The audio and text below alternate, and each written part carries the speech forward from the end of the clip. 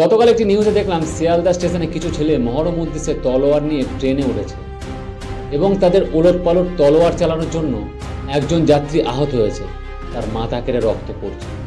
7ই জুলাই 2025 একটি Islamic festival হতে চলেছে, যেটি আমরা মহরম নামে জেনে থাকি। যদিও মহরম নামে কোনো ফেস্টিভ্যাল আছে এটা আমার জানা নেই। আমি যতদূর জানি মহরম আরবি মাসের একটি নাম। অ্যাকচুয়ালি ইসলামিক ক্যালেন্ডারের 12টি মাসের প্রথম মাসের নাম হলো মহরম। ইসলামিক ক্যালেন্ডার চাঁদকে ফলো করে তৈরি করা, এই জন্য ইসলামিক মাসগুলি 29 বা 30 দিনে কমপ্লিট হয় এবং 354 দিনে এক বছর সম্পূর্ণ হয়।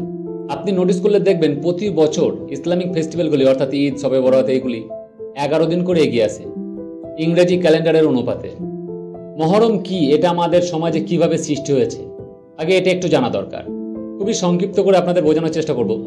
হযরত মুহাম্মদ সাল্লাল্লাহু আলাইহি ওয়াসাল্লামের নাতি ও ইসলামের চতুর্থ খলিফা হযরত আলী রাদিয়াল্লাহু তাআলা আনহুর পুত্র ইমাম হোসেন মহরম মাসের 2-3 তারিখ নাগাদ কুফুবাসীদের রক্ষা করার উদ্দেশ্যে ইরাক দেশের কাছে অবস্থিত কারবালা মাঠে এক বিরাট সৈন্যবাহিনীর সঙ্গে অল্প সংখ্যক কিছু সৈনিক নিয়ে যুদ্ধ করতে করতে বীরত্বের সঙ্গে নিহত হন। এখান থেকেই মহরমের ইতিহাসটি সৃষ্টি হয়। আপনি যদি মহরম সম্পর্কে ডিটেলস জানতে চান তাহলে ইউটিউবে আরও অনেক ভিডিও পেয়ে যাবেন।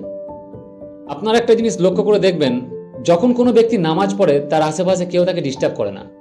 মুহাম্মদ সাল্লাল্লাহু আলাইহি ওয়াসাল্লাম যখন নামাজ পড়তেন তখন ওনার 2 নাতি হাসান ও হোসেন বালক অবস্থায় নবী সাল্লাল্লাহু আলাইহি ওয়াসাল্লামের পিঠে উঠে খেলা করতেন। কোনো সাহাবা যদি মহানবী সাল্লাল্লাহু আলাইহি ওয়াসাল্লামের পিঠ থেকে ওনার 2 নাতিকে নামাতে যেতেন তাহলে উনি নামাজরত অবস্থাতেই হাতের ইশারা করে বলতেন, থাক, নামানোর দরকার নেই। অ্যাকচুয়ালি মহানবী সাল্লাল্লাহু আলাইহি ওয়াসাল্লাম ওনার 2 নাতিকে প্রচুর বেশি ভালোবাসতেন এবং এটিও বলতেন, যদি কোনো ব্যক্তি আমার নাতিকে ভালোবাসে সেজন্য আমাকে ভালোবাসছে এবং সে আল্লাহর নৈকট্য লাভ করছে, যে কারণে ইসলামে ইমাম হোসেন প্রচুর বেশি সম্মান দেওয়া হয়। তিনার এই নির্মম হত্যাকে মনে রাখার উদ্দেশ্যেই মহরমের এই দিনটি স্মরণ করা হয়ে থাকে।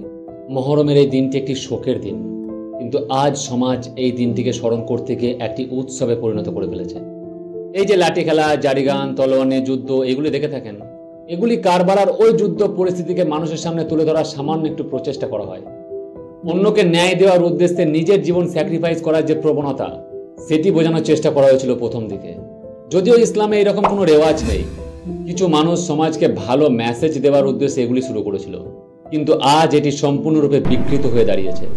গতকাল একটি নিউজে দেখলাম শিয়ালদা স্টেশনে কিছু ছেলে মহরম উদ্দেশ্যে তলোয়ার নিয়ে ট্রেনে উঠেছে এবং তাদের ওলটপালট তলোয়ার চালানোর জন্য একজন যাত্রী আহত হয়েছে, তার মাথা কেটে রক্ত পড়ছে।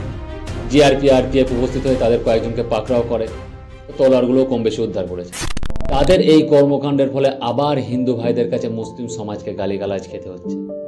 ওই নিউজের কয়েকটি কমেন্টস কিনে দিলাম, আপনি চাইলে পজ করে দেখতে পারেন। এখন কথা হচ্ছে, ইসলামে কি সত্যি এগুলো করা জায়েজ আছে?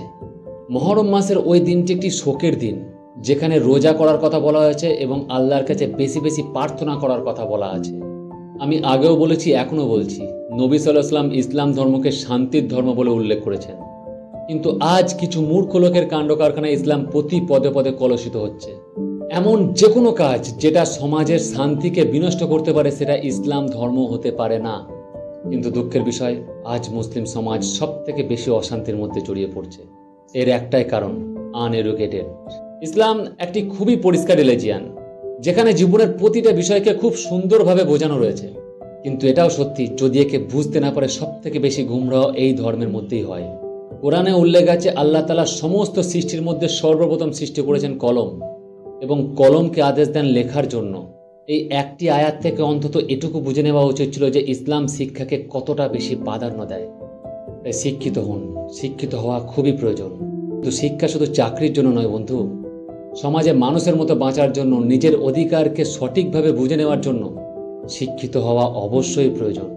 তাই দুমুঠো কম খেতে পেলেও শিক্ষা থেকে কখনোই বঞ্চিত হবেন না, তবেই আপনি ইসলামকে সঠিকভাবে সমাজের সামনে রিপ্রেজেন্ট করতে পারবেন। Thanks for watching.